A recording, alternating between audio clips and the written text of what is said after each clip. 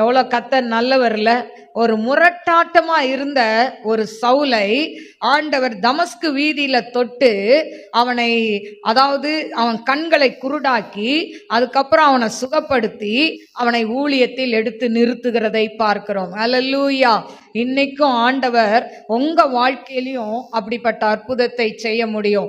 எந்த பாடுகள் வழியா வர்றீங்களோ, ஒருவேளை சைவன கட்டுல இருக்கீங்களா, ஆண்டவர்ட்ட சொல்லுங்க, ஆண்டவரே எனக்கு விடுதலை கொடுங்க, நான் இப்படிப்பட்ட பிள்ளைகளுக்காய் செபிப்பேன்.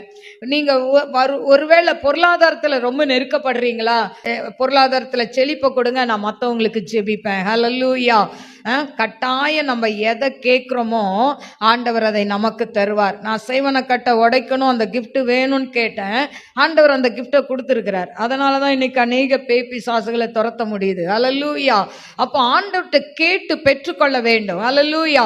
அழிந்து போற இந்த உலக காரியத்துக்காக, பொண்ணுக்காக, பொருளுக்காக, வீட்டுக்காக, நகைக்காக, இதுக்கெல்லாம் ஜெபம் பண்றோம். ஆனா அழியாத ஆண்டவருடைய, அதாவது வரங்களையும் கிருபைகளையும் பெற்றுக்கொள்வதற்காக நம்ம என்ன பண்ணணும்? தேவ சமூகத்துல ஜெபிக்கணும். ஆண்டவர் நிச்சயமாய் உங்களையும் ஆண்டவர் இந்த ஆண்டு அவர் ஆசீர்வதிக்க அவர் வல்லவராய் இருக்கிறார். ஹல்லேலூயா.